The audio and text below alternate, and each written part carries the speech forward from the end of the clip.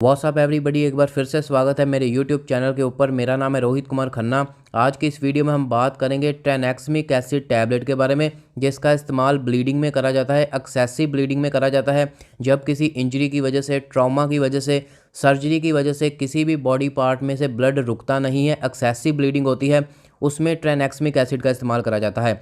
आज की इस वीडियो में मैं आपको डिटेल इन्फॉर्मेशन दूंगा ट्रैनेक्समिक एसिड की, उसके strength, brand name, price, uses, doses क्या है, मैकेनिज्म ऑफ एक्शन क्या है, कॉन्ट्राइंडिकेशन क्या है, साइड इफेक्ट क्या है, हर चीज़ के बारे में डिटेल में इन्फॉर्मेशन दूंगा। वीडियो काफ़ी इन्फॉर्मेटिव होने वाली है। अगर आप medical, pharma, nursing related practical based video देखना चाहते हैं, मेरे इस चैनल को सब्सक्राइब करके बेल आइकन पे क्लिक कीजिए। आप मेरे को मेरे इंस्टाग्राम रोहित कुमार हेल्थ के ऊपर भी फॉलो कर सकते हो।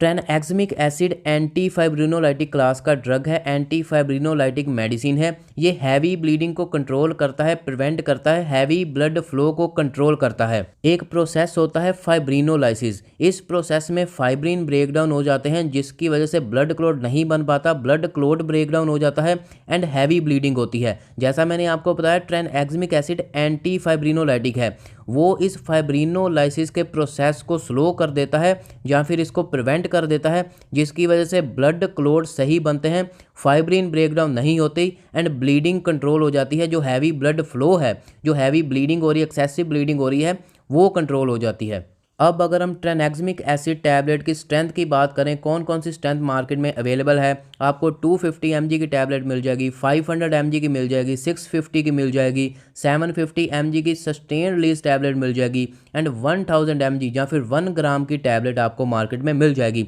अगर हम इसके पॉपुलर ब्रांड नेम्स की बात करें तो उसमें आपको ट्रैनेक्सा टैबलेट मिल जाएगा, पॉस टैबलेट मिल जाएगा, ट्रॉपिक टैबलेट मिल जाएगा, टेक्साकाइंड मिल जाएगी, इसके अलावा क्लिप टैबलेट मिल जाएगी एंड एक्समिक टैबलेट मिल जाएगी। ये सारे के सारे पॉपुलर ब्रांड हैं। इसके अलावा आपको और भी ब्रांड मार्केट में मिल जाएंगे। अगर हम प्राइस की बात करें तो brand to brand price vary कर सकते हैं, लेकिन अगर मैं आपको पॉस टैबलेट का बताऊं, जो एम क्योर का आता है, उसकी जो 500 mg वाली टैबलेट है वो 182 MRP पे आपको 10 टैबलेट्स मिलेंगी। जो 250 mg वाली टैबलेट है वो 120 MRP पे आपको 10 टैबलेट मिलेगी एंड जो 1 ग्राम वाली मतलब 1000 mg वाली टैबलेट है वो 239 MRP पे आपको 6 टैबलेट मिल जाएंगी।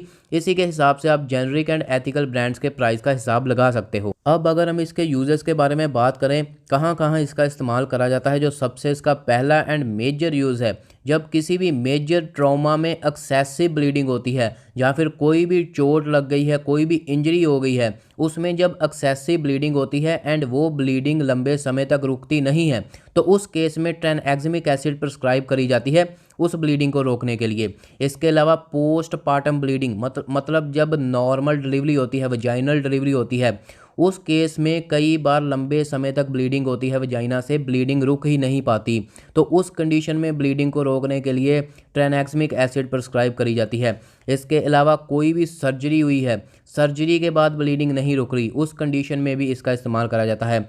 कोई भी टूथ रिमूवल मतलब कोई भी आपका दांत निकाला है, कोई भी डेंटल सर्जरी हुई है, उस कंडीशन में भी ट्रैनेक्समिक एसिड का इस्तेमाल करा जाता है एंड डेंटल कंडीशन में काफ़ी इसका इस्तेमाल करा जाता है। इसके अलावा एक और मेजर कंडीशन में इसका इस्तेमाल करा जाता है, वो है नोज़ ब्लीडिंग में। आपने देखा होगा कि बहुत सारे लोगों को प्रॉब्लम होती है, उनको थोड़े थोड़े टाइम बाद नोज़ में से ब्लीडिंग शुरू हो जाती है, नोज़ में से खून आना शुरू हो जाता है एंड वो लंबे समय तक रुकता ही नहीं है। तो ट्रैनेक्समिक एसिड से डॉक्टर उसका लंबे समय तक ट्रीटमेंट करता है। इसके अलावा इसका इस्तेमाल हैवी मेंस्ट्रुएशन में करा जाता है। जब मेंस्ट्रुअल साइकिल लंबे समय तक चलते हैं और उसमें बहुत ज़्यादा ब्लीडिंग होती है, तो उस कंडीशन में ब्लीडिंग को कंट्रोल करने के लिए ट्रैनेक्समिक एसिड का इस्तेमाल करा जाता है। इसके अलावा कहीं भी कोई भी इंजरी हो गई है, कहीं भी एक्सेसिव ब्लीडिंग हो रही है, तो उस कंडीशन को कंट्रोल करने के लिए ट्रैनेक्समिक एसिड टैबलेट का इस्तेमाल करा जाता है। अब अगर हम इसके मैकेनिज्म ऑफ एक्शन की बात करें, ये कैसे काम करता है, तो सिंपल सा मैकेनिज्म ऑफ एक्शन है। ये प्लाज्मिनोजन को प्लाज्मिन में कन्वर्ट नहीं होने देता, उसको इनहिबिट कर देता है, जिसकी वजह से फाइब्रिनोलाइसिस का प्रोसेस, जैसा मैंने आपको स्टार्टिंग में बताया था, फाइब्रिनोलाइसिस में फाइब्रिन ब्रेकडाउन हो जाते हैं, जिसकी वजह से फाइब्रिनोलाइसिस नहीं होते, फाइब्रिन ब्रेकडाउन नहीं होते, सो जो ब्लड का क्लॉट है वो सही से बनता है एंड लंबे समय तक बनता है, जिसकी वजह से ब्लीडिंग को प्रिवेंट कर देता है, एक्सेसिव एक्सेसिव ब्लीडिंग को कंट्रोल कर देता है। ये इसका मैकेनिज्म ऑफ एक्शन है। अगर हम इसकी डोज़ की बात करें, क्या डोज़ देनी चाहिए इसकी, तो 10 mg से लेके 15 mg पर kg पर डोज दी जाती है एंड इसको दिन में 2 से 3 बार दिया जाता है। 10 mg से लेके 15 mg पर kg पर डोज एंड ये डोज दिन में 2 से 3 बार दी जाती है। अगर हम मैक्सिमम डोज की बात करें तो 1 ग्राम से लेके 1.5 ग्राम पर डोज दिन में 3 बार दी जा सकती है। ये मैक्सिमम डोज है। एक डोज में आपने 1 ग्राम से 1500 mg 1.5 ग्राम से ऊपर नहीं जाना एंड इस मैक्सिमम डोज को दिन में 3 बार दिया जाता है। लेकिन ये मैक्सिमम डोज है, ये बहुत कम कंडीशंस में इस्तेमाल होती है, जब बहुत सीवियर कंडीशन होती है। तो 10 जो मैंने आपको ऊपर डोज बताई है 10 से 15 mg पर kg, उसी का इस्तेमाल करें एंड इसको एक्सेसिव में इस्तेमाल ना करें, क्योंकि आपको पता है कि ये ब्लड क्लॉट करती है, तो आपको कोई सीवियर साइड इफ़ेक्ट देखने को मिल सकते हैं। अगर हम इसके कुछ साइड इफ़ेक्ट्स की बात करें, क्या क्या साइड इफ़ेक्ट देखने को मिलेंगे अगर किसी को दिखते हैं, तो नोज़िया वोमिटिंग की प्रॉब्लम आ सकती है। इसके अलावा डायरिया हो सकता है, स्टमक में पेन हो सकता है, चिल्स हो सकते हैं, ठंड लग सकती है, फीवर हो सकता है, सीवियर हेडेक हो सकता है। अगर इसको लंबे समय के लिए इस्तेमाल करते हो तो हेडेक के साथ साथ बैक पेन एंड जॉइंट्स जो हैं उसमें पेन हो सकती है।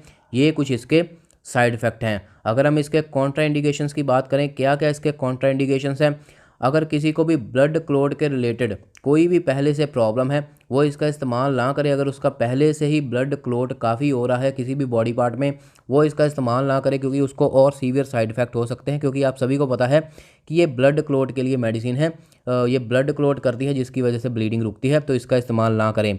इसके अलावा अगर आपके ब्रेन में फ्लूइड अकमुलेशन हो चुका है तब भी आप इसका इस्तेमाल ना करें।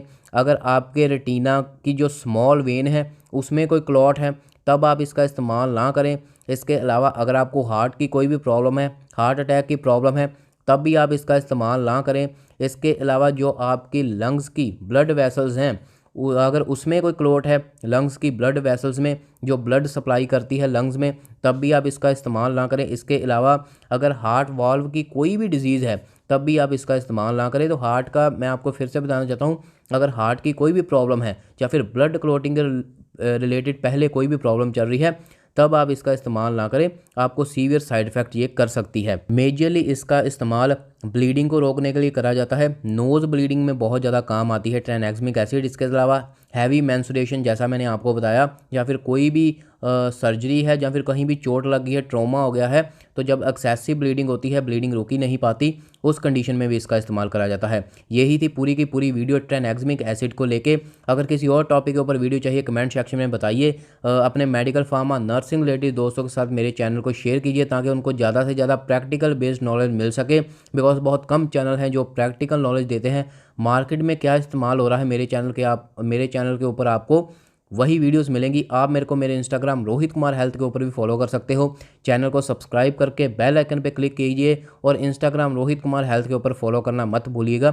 Thank you so much.